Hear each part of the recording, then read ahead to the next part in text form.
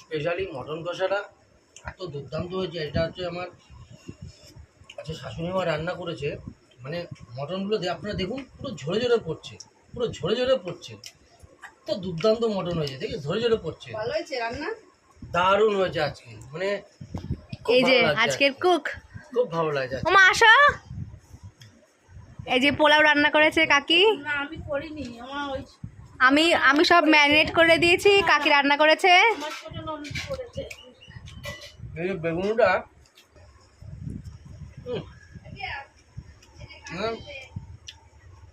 এই মটনটা এত দুর্দান্ত হয়েছে না, সত্যি না ভাত হলে বেশি ভালো।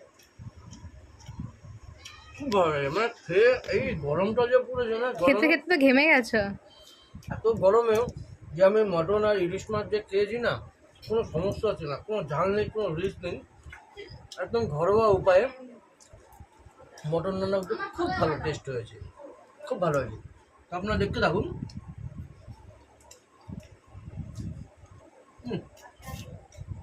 মানে পুরো